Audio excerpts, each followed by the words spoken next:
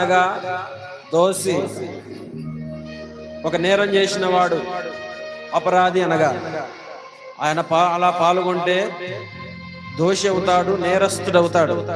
నేరస్తునికి రోగం రాదు, దోషునికి రోగం రాదు. వాక్యం ఈరోజు జాగ్రత్తగా పరిశీలన చేయాలి. అయోగ్యంగా పాల్గొంటే దోషి అవుతాడు, నేరస్తుడవుతాడు. పరిశుద్ధమైనటువంటి వాక్కు ఈరోజు జాగ్రత్తగా మనం పరిశీలన చేయాలి. తర్వాత శరీర రక్తంలో పాల్గొన్నటువంటి మనమందరము కూడా ఏం చేయాలని సెలవిస్తుంది దేవుని వాక్యం అంటే, ఎప్పుడు రోగులు అవుతారు, ఎప్పుడు బలహీనులు అవుతారు, అనేకులు ఆయన యందు నిద్రిస్తారు, అనేకులు నిద్రిస్తారు అంటే దేవుని వాక్యం ఈరోజు మాట్లాడుతూ ఉంది. దేవుని వాక్యం నీతో సెలవిస్తా ఉంది. 11వ అధ్యాయం 29వ వచనం, ప్రభువు శరీరమని వివేచింపక, మౌత్ తీసుకో,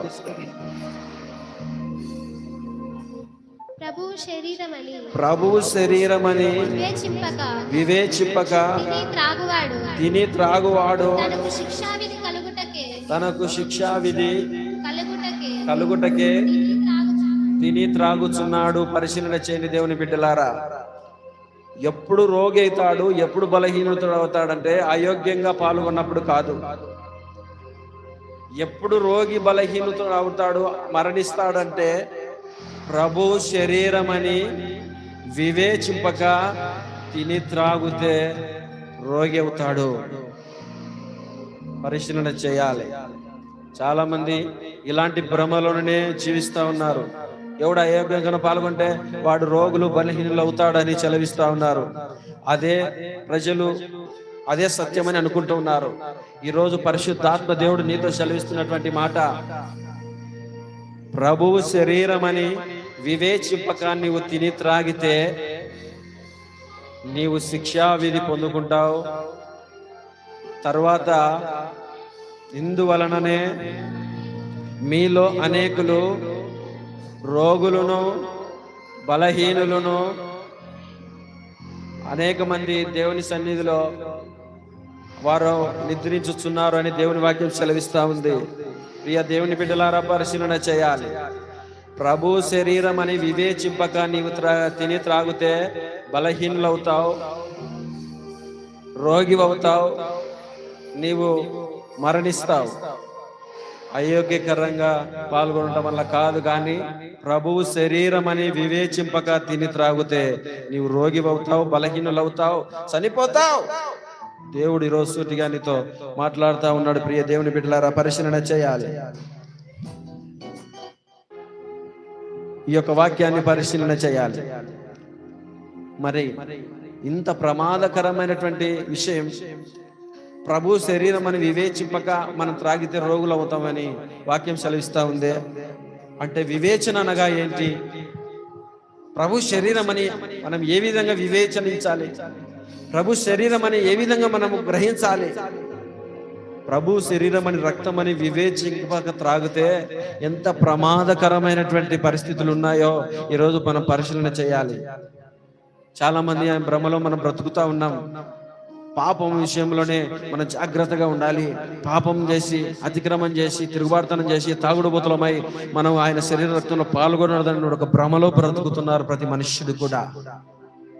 పాపము చేసి శరీర రక్తంలో పాల్గొనకూడదని ప్రతి వారికి తెలుసు. ప్రపంచానికి తెలియని నిజం ఏదయ్యా అంటే ప్రభు శరీరం అని యోచింపక తిని తాగుతున్నారు ప్రజలు. ఈ విషయం అపవాది ప్రతి కళ్ళకు మరుగు చేశాడు. పాపం విషయమే కాన్సన్ట్రేషన్ పెట్టేటట్లుగా అతడు మార్చాడు. పాపము చేసి ఆయన శరీర రక్తంలో పాల్గొనకూడదని ప్రపంచమంతా కూడా భ్రమలో బ్రతుకుతా ఉంది. ఈ రోజు నాకు పరిశుద్ధాత్మ దేవుడు ధ్యానిస్తుండగా నాకు బోధించినటువంటి విషయం ఏంటయ్యా అంటే, పాపం విషయంలో కన్నా జాగ్రత్తగా ఆయన శరీరము రక్తమని నీవు వివేచించి ఆయన శరీరంలో పాల్గొనమని నీవు చెప్పు అని దేవుడు ఈరోజు సెలవిచ్చాడు. దేవుని నామానికి మహిమ కలుగును గాక. అందరూ కూడా బిగ్గరగా చప్పట్లు కొట్టొచ్చు. దేవుని నామాన్ని మహిమ పరచాలి. దేవునికి స్తోత్రం కలుగును గాక. పరిశుద్ధాత్మ దేవుడు ఈరోజు ప్రపంచానికి అంతా తెలియజేస్తున్నటువంటి మాట, ఒక పాపము విషయమే జాగ్రత్తగా ఉంటున్నావు, కానీ అందువలన దోషి అవుతావు, నేరస్తులు అవుతావు, అందువలన కొన్ని శిక్షలు వస్తాయి అంతే. కానీ అంతకన్నా ప్రమాదకరమైనది ఏంటో తెలుసా? ప్రభువు శరీరం అని రక్తమని యోచింపక నీవు తిని త్రాగుతూ ఉంటే అప్పుడు నీవు రోగివైతావు, అప్పుడు నీవు బలహీనుడవుతావు, అప్పుడు నీవు చివరికి చనిపోతావు. మరి ప్రభు రక్తమని ఏ రోజైనా శరీరం అని యోచించాలన్నటువంటి జ్ఞానం మనకు అందిందా? ఈ రోజు పరిశీలన చేయాలి దేవుని బిడ్డలారా. ఇది ప్రపంచం అంతా కూడా తెలుసుకున్నటువంటి విషయం. లైవ్ లో చూస్తున్నటువంటి ప్రియ దేవుని బిడ్డలారా, ఈ వాక్యాన్ని నీవు జాగ్రత్తగా పరిశీలన చేయాలి. ప్రభు వాక్యం నీతో మాట్లాడుతూ ఉంది. పాపం విషయం మాత్రమే కాదు, యేసు రక్తమని శరీరమని నీవు వివేచనించాలి. వివేచన అనగా ఏమిటో తెలుసా? వివేచన అంటే పరిశీలన చేయటం, సూక్ష్మంగా వాటిని పరిశీలన చేయటం వివేచన అంటారు దాన్ని. ప్రభు శరీరం అని నీ వివేచింపక అనాలోచనగా ఏదో వాళ్ళు ఇస్తున్నారు, ఏదో మనం తీసుకుంటున్నారు అని అజాగ్రత్తగా మనము ఆయన శరీర రక్తంలో, ప్రభు శరీరం రక్తం అని, ఇది ప్రభు శరీరం అని, ఇది లోక సంబంధమైనది కాదు, ఇది లోక సంబంధమైన ద్రాక్షరసం కాదు, ఈ లోక సంబంధమైన రొట్టె కాదు, ఇది ప్రభువు శరీరం అని నీవు వివేచించి ఆయన శరీరంలో పాల్గొనాలి. ఇది చాలా ప్రమాదకరమైనది. ఈ ప్రమాదకరమైన దాన్ని మరుగు చేసి అపవాది పాపం విషయంలోనికే నిన్ను తీసుకెళ్తా ఉన్నాడు, పాపం విషయంలోనే నిన్ను తీసుకెళ్తా ఉన్నాడు. అందువల్ల నువ్వు దోషి అవుతావే తప్ప నీవు రోగివి కావు. నీవు రోగివి, బలహీనులు అయ్యి నీవు చనిపోతూ ఉన్నావంటే ముఖ్య కారణం ఏంటయ్యా అంటే ఇది ప్రభువు శరీరం అని నువ్వు యోచించాలి, ఇది ప్రభు రక్తం అని ఈ రోజు నువ్వు యోచించాలి, వివేచించాలి, పరిశీలన చేయాలి. వివేచన అన్నటువంటి పదానికి సూక్ష్మంగా వాటిని పరిశీలన చేయటం అంటారు వివేచన అనగా. ఈరోజు ప్రభువు శరీరం అని రక్తం అని నువ్వు సూక్ష్మంగా అంటే దీర్ఘంగా వాటిని పరిశీలించాలి. ఇది లోక సంబంధమైనది కాదు, ఇది యొక్క మన కొరకు రక్తము ఆయన కార్చి ఆయన శరీరంలో ఎన్నో దెబ్బలు తిని మన కొరకు చిందించబడిన, మన కొరకు దెబ్బలు తిన్న ఈ శరీరము ఆయన రక్తం అని ఈరోజు నువ్వు వివేచించాలి. దానికి వివేచించి నువ్వు ఏం చేయాలని దేవుని వాక్యం సెలవిస్తుంది అంటే, వివేచించిన తర్వాత ఏం చేయాలంటే కొరింథీయులకు రాసిన మొదటి పత్రిక 11వ అధ్యాయం 23వ వచనం. నేను మీకు అప్పగించిన దానిని, కొరింథీయులకు రాసిన మొదటి పత్రిక 11వ అధ్యాయం 23వ వచనం. నేను నీకు అప్పగించిన దానిని ప్రభువు వలన పొందితిని, ప్రభు అయిన యేసు తాను అప్పగింపబడిన రాత్రి ఒక రొట్టెను ఎత్తుకొని కృతజ్ఞతాస్తుతులు చెల్లించి దానిని విడిచి, ఇది మీ కొరకైన నా శరీరము, నన్ను జ్ఞాపకం చేసుకున్నటకై దీనిని చేయుడని చెప్పాను. పరిశీలన చేయండి దేవుని బిడ్డలారా. యేసు క్రీస్తు ప్రభుల వారు ప్రపంచానికంతా ఇది తెలియజేసినది ఏదయ్యా అంటే, ఈ శరీర రక్తంలో పాల్గొన్నప్పుడు ఇది ప్రభువు శరీరం అని మొట్టమొదట వివేచించాలి, ఆయన రక్తం అని వివేచించాలి. తరువాత అది నీవు పొందుకున్నప్పుడు అంతయు కూడా ఆ శరీరం తింటున్నప్పుడు, ఆ రక్తం త్రాగుతున్నప్పుడు ఏం చేయాలంట? ఆయనను జ్ఞాపకం చేసుకోవాలి. దేవుని నామానికి మహిమ కలుగును గాక, దేవుని నామానికి మహిమ కలుగును గాక. దేవుడు సెలవిస్తున్నటువంటి గొప్ప మాట ఈ రెండు ఎవరు కూడా చేయటం లేదు. పాప విషయంలో జాగ్రత్త పడి పాపంలో ఒప్పుకొని శరీర రక్తంలో పాల్గొని వెళ్ళిపోతున్నావు, కానీ పరిశుద్ధాత్మ దేవుడు ఈరోజు నీకు సెలవిస్తున్నటువంటి మాట, ప్రభువు శరీరమని రక్తమని నీవు వివేచించి ఆయనను జ్ఞాపకం చేసుకోవాలి. ఏమని జ్ఞాపకం చేసుకోవాలంటే, నిజంగా ప్రభువా, నా పాపముల నిమిత్తమై ఈ ప్రపంచంలో ఎవరు కూడా రక్తం కార్చలేదు, ఎవరు కూడా నా కొరకు ఇలాంటి శ్రమలు పొందలేదు. నీవే నిజమైన దేవుడవు, నీవే నిజమైన రక్షకుడవు. లోక పాపానికి పాప పరిహార నిమిత్తం నీ రక్తం కార్చినటువంటి గొప్ప దేవుడవు అని నీవు ఆయనను గుర్తు చేసుకొని, ఆయన గుర్తు చేసుకున్న తర్వాత నీవేం చేయాలంటే, ఆయనకు కలిగిన మనస్సు కలిగి నీవు జీవించాలి. అదే ఆయనను గుర్తు చేసుకోవటం. ఈ యొక్క విషయాన్ని జాగ్రత్తగా పరిశీలన చేయాలి దేవుని బిడ్డలారా. శరీర రక్తంలో పాల్గొంటున్న ప్రపంచ క్రైస్తవులారా, దేవుని వాక్యం ఈరోజు నీతో సెలవిస్తా ఉంది. ఆయన శరీర రక్తంలో ఆయన రక్తమని, ఆయన శరీరం అని వివేచించి ఆయన సన్నిధిలో పాల్గొనాలి. రెండవదిగా, నా కొరకే నా పాపముల నిమిత్తమే ఆయన కార్చిన నిజమైన దేవుడు యేసయ్య అని నీవు గ్రహించి ఆయన శరీర రక్తంలో పాల్గొనాలి. తరువాత నిజమైన ఆయన ప్రేమ, ఆయన మరణంలోనికి బాప్తిసం పొందాము. మనం మరణంలోనికి బాప్తిసం పొందినటువంటి మనము ఏం చేయాలంటే, ఆయన క్రియలు మనలో ఉండాలి. ఇది ఆయన జ్ఞాపకం చేసుకోమని ప్రతి క్రైస్తవునికి తెలియజెప్పిన గొప్ప మాట. ప్రపంచమంతా ఈ పరిశీలన చేయాలి. ఆయన శరీర రక్తంలో పాల్గొని నిజంగా నా కొరకు ఆయన రక్తం కార్చినాడని నువ్వు గ్రహించి ఆయనకు కలిగినటువంటి మనస్సు కలిగి ఆయనను జ్ఞాపకం చేసుకోవడం అంటే అదే. ఆయన ఏ ప్రేమ కలిగి ఉన్నాడో, ఆయన ఏ మనస్సు కలిగి ఉన్నాడో అది అన్నీ కూడా జ్ఞాపకం చేసుకొని ఆయన శరీర రక్తంలో పాల్గొనాలి. ప్రపంచమంతా కూడా ఇలా పాల్గొనాలనే ప్రపంచానికి దేవుడు ఈ యొక్క వాక్యం రాస్తే ఈ అన్ని కూడా ప్రతి వారికి కూడా మరుగు చేశాడు. ఈ యొక్క సత్యమైనటువంటి విషయాన్ని మరుగు చేశాడు. ఈ యొక్క లోతైన విషయాన్ని మరుగు చేసి ఆయనను గుర్తు చేసుకొనకుండా, ఇది ప్రభువు శరీరమే, ఇది ప్రభు రక్తమే, ఇది నేను త్రాగుతున్నానే, నాలో ఒక ఆయన నా కొరకు కార్చిన రక్తమే ఇది, నన్ను స్వస్థపరచున్న శరీరమే ఇది అని నీవు ఆయన సన్నిధిలో అన్ని కూడా తలంచుకొని ఆయన శరీర రక్తాన్ని నీవు భుజించాలి.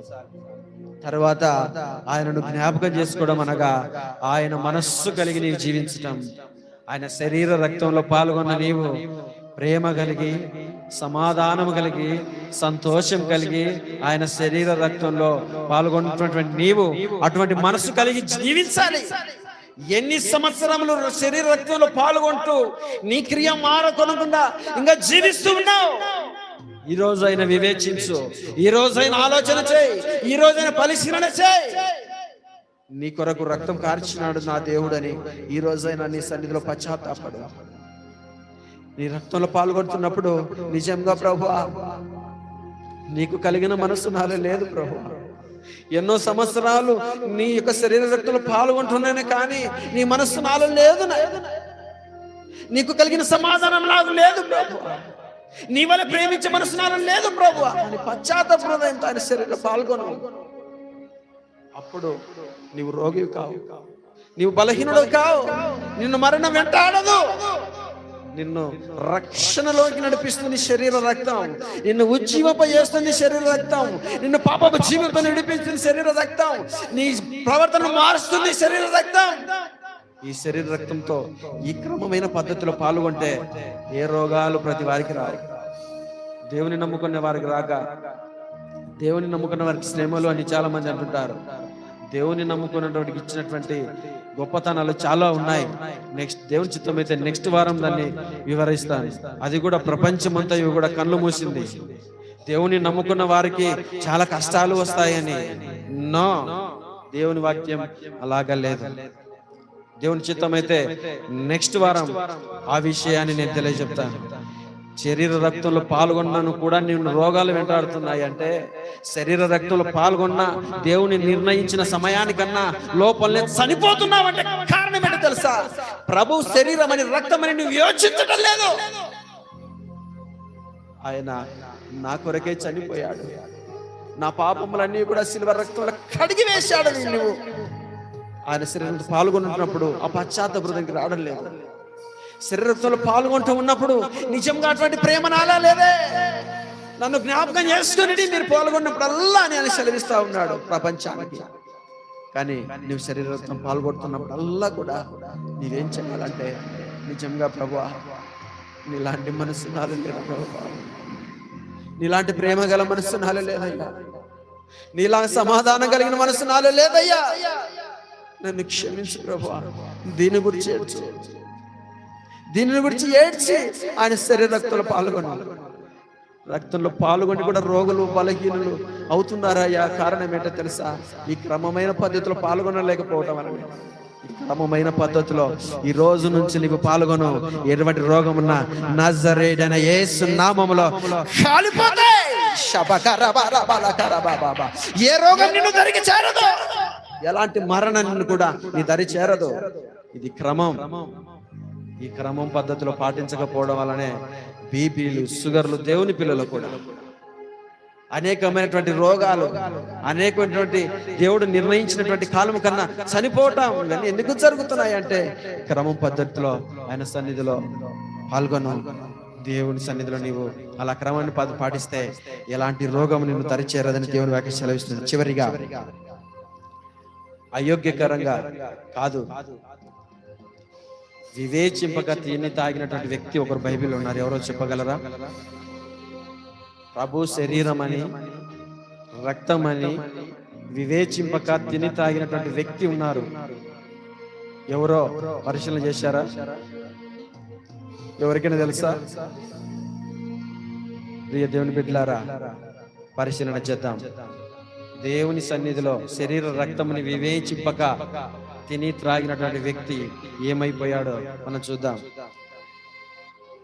యోహాను రాసిన సువార్త 13వ అధ్యాయం 27వ వచనం నుంచి 29 వరకు చదువుకుందాం. దేవునికి స్తోత్రం కలుగును గాక. యోహాను రాసిన సువార్త 13వ అధ్యాయం 27వ వచనం. వాడు ఆ ముక్క పుచ్చుకొనగానే సాతాను వానిలో ప్రవేశించెను. దేవునికి స్తోత్రం కలుగును గాక. దేవుని నామానికి మహిమ కలుగును గాక. ఈరోజు ప్రపంచమంతయు కూడా పరిశీలన చేయాలి.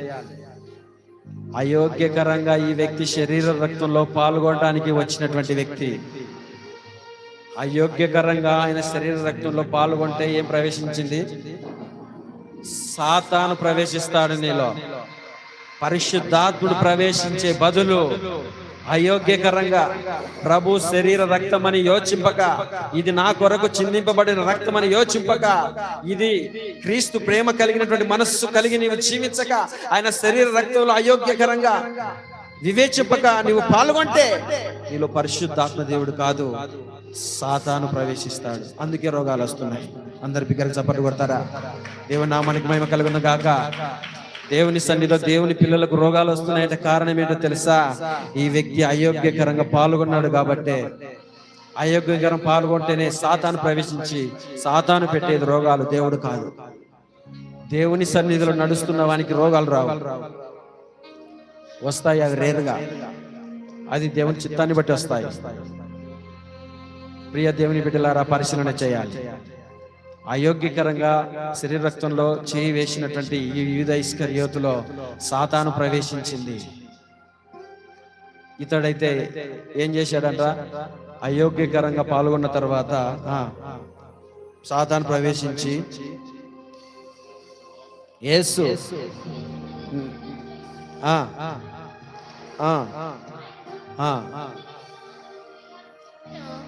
ఎందు నిమిత్తము అలాగు చెప్పెనో, అది భోజనమునకు కూర్చున్న వారిలో, ఆయన ఎందుకు గూర్చి చెప్పాడో ఆయన భోజనం కూర్చున్న వారిలో ఎవరికి తెలియలేదంట. పరిశీలన చేయాలి. యూదా, నీవు చేయనది చేయిపో అని దేవుడు చెప్పినది ఎవరికి అర్థం కాలేదు. కారణం ఏమిటో తెలుసా? యేసయ్యకు అర్థమైంది వానిలో సాతాను ప్రవేశించాడు. ఇది ప్రపంచానికి ఇప్పుడు కూడా అర్థం కావట్లేదు. ఎందుకు అలాగే చెప్పాడంటే ఆయన అప్పగించడానికి అప్పచెప్పాడని ప్రపంచమంతా అనుకుంటున్నారు. ఈరోజు పరిశుద్ధాత్మ దేవుడు ఈరోజు నువ్వు సూటిగా మాట్లాడుతున్నది ఏదయ్యా అంటే, యూదా ఇస్కరియోతుతో దేవుడు మాట్లాడినటువంటి మాట ఏదయ్యా అంటే, నీవు చేయవలసినది చేయిపో అంటే ఏమిటో తెలుసా? ఎప్పుడైతే ఆయన శరీర రక్తంలో పాల్గొన్నాడో పరిశుద్ధాత్మ బదులు సాతాను ప్రవేశించడం వలన సాతాను ప్రవేశించాడని యేసుక్రీస్తు ప్రభుల వారికి అర్థమై చేయవలసినది చేయిపో అని చెప్పాడు. అదే పరిశుద్ధాత్మ దేవుడు అతనితో నింపబడితే యేసయ్య పాదాల యొద్ద పడి, నిజంగానైనా నీకు వ్యతిరేకంగా తిరిగాను, నీ శరీర రక్తంలో అయోగ్యకరంగా పాల్గొన్నాను, నీ ప్రేమ నేను సమాధానం కలిగి నేను జీవించలేకపోయాను, క్షమించు ప్రభు అని పాదాల యొద్ద పడేవాడు. అదే పరిశుద్ధాత్మ చేత నింపబడితే నిజంగా యోగ్యకరంగా వివేచించి పాల్గొనింటే, వివేచింపక పాల్గొన్నాడు కాబట్టి సాతాను ప్రవేశించి ప్రతి వారిలో ఇప్పటికి కూడా రోగాలు పెడుతున్నాయి. శరీర రక్తంలో పాల్గొంటున్న ప్రపంచ ప్రజలారా, ఈరోజు పరిశీలన చేయి. నువ్వు వివేచింపక తిని త్రాగుట వలన సాతాను ప్రవేశిస్తాడు. అందుకే నీకు బీపీ, అందుకే నీకు షుగర్, అందుకే నీకు గడ్డల వ్యాధి, కిడ్నీల వ్యాధి, ఊపిరితిత్తుల వ్యాధి, సమస్త రోగాలు పెట్టేది అపవాది. నీవు అయోగ్యకరంగా వివేచింపక ఆయన సన్నిధిలో పాల్గొంటూ ఉన్నావు కాబట్టి సాతాను ప్రవేశించి రోగాలు పెడతా ఉన్నాడు. కానీ ఇక్కడ అయోగ్యకరంగా పాల్గొన్నటువంటి ఈ వ్యక్తికి కలిగిన శిక్ష ఏమిటో తెలుసా? సాధారణమైనటువంటి వ్యక్తులకు రోగాలు వస్తాయి వివేచింపక తిని త్రాగితే. కానీ ఇతడు దేవునితో నడిచే వ్యక్తి, ఇతడు ఒక దైవజనుడు, దేవుని ప్రేమతో ఎన్ని చూసినటువంటి వాడు కనుక అతనికి పడిన శిక్ష ఏదో తెలుసా? మూడోది, అనేకులు నిద్రిస్తారు, బలహీనులు అవుతారు, రోగులు అవుతారు, నిద్రిస్తారు. ఈ మూడోది ఇతని వర్తించింది. అయోగ్యకరంగా ఆయన శరీర రక్తంలో పాల్గొన్న, వివేచింపక తిని త్రాగి వివేచింపక ఆయన శరీర రక్తంలో పాల్గొన్న ఈ యొక్క యూదా ఇస్కరియోతులో సాతాను ప్రవేశించి మరణానికి తీసుకెళ్తుంది. ఇతడు మరణించాడు. కాబట్టి ప్రియ దేవుని బిడ్డలారా, వాక్యం విన్నటువంటి నీవు ఈరోజు పరిశీలన చేయాలి. ఆయన శరీరత్వంలో ఎలాగ పాల్గొనాలని ఒకసారి చెప్తాను. వివేచించి ఆయన శరీరత్వంలో పాల్గొనాలి, అనగా పరిశీలించి జాగ్రత్తగా, ఇది ప్రభు శరీరము, ఇది ప్రభు రక్తమని, ఇది లోక సంబంధమైనది కాదని వివేచించాలి. రెండవదిగా, ఇది నా కొరకు కార్చిన పరిశుద్ధ రక్తం, నా పాపముల నిమిత్తమే కార్చిన రక్తం, ప్రపంచంలో ఎవరూ కూడా నా కొరకు కార్చలేనిది నా యేసయ్య కార్చాడని నీవు మనసులో తలుచుకోవాలి. మూడవదిగా, నన్ను జ్ఞాపకం చేసుకుంటకు దీన్ని చేయడని చెప్పాను. అనగా ఆయన ఏ మనసు కలిగినాడో నీవు అలాంటి మనసు కలిగి ఉండాలని, ఆయన ఎలాంటి ప్రేమ కలిగి ఉన్నాడో అలాంటి ప్రేమ నీవు కలిగి ఉండాలని, ఆయన ఎలాంటి శాంతం కలిగి ఉన్నాడో అలాంటి శాంతం కలిగి ఉండాలని పశ్చాత్తాపడుతూ ఆయన శరీర రక్తంలో మనం పాల్గొనాలని దేవుని వాక్యం సెలవిస్తుంది. ఈ క్రమమైన పద్ధతిలో మన శరీరంలో పాల్గొంటే రోగులము బలహీనలము కాక, మన కాలంకు ముందరగా మనం చనిపోక ఆయన పరిశుద్ధాత్మ శక్తి చేత నింపబడతాం. ఆయన రక్తం మనలో త్రాగటం వలన, శరీర రక్తంలో పాల్గొనటం వలన ఏమి వస్తుందో వివేచించి త్రాగటం వలన ఎలాగ ఉంటామో అన్నది నెక్స్ట్ బల్లారాధనలో చెప్తా. నెక్స్ట్ బల్లారాధనలో అయ్యో వివేచింపగా త్రాగినప్పుడు ఇలాగా పరిస్థితులు వస్తాయి, వివేచించి త్రాగితే ఏమి కలుగుతుంది ప్రపంచానికి అన్న విషయాన్ని మరల బల్లారాధన చెప్పుకుందాం. కాబట్టి ప్రేమ దేవుని బిడ్డలారా, ఇటువంటి క్రమమైన పద్ధతిలో మన బల్లారాధనలో పాల్గొని ఆయన పరిశుద్ధాత్మ శక్తి చేత నింపబడి రోగులను బలహీనులం కాక, మన కాలం ముందుగా చనిపోక ఆయనకి ఇష్టలుగా మనం జీవించాలని దేవుని వాక్యం సెలవిస్తుంది. దేవుడి కొద్ది మాటలు ప్రతి హృదయాలలో ఫలింప చేయును గాక. ఆమేన్, ఆమేన్. మోకరిద్దాం. పరిశుద్ధుడా, జీవాధిపతి అయిన తండ్రి, జ్ఞాపకం చేసుకున్నాయి.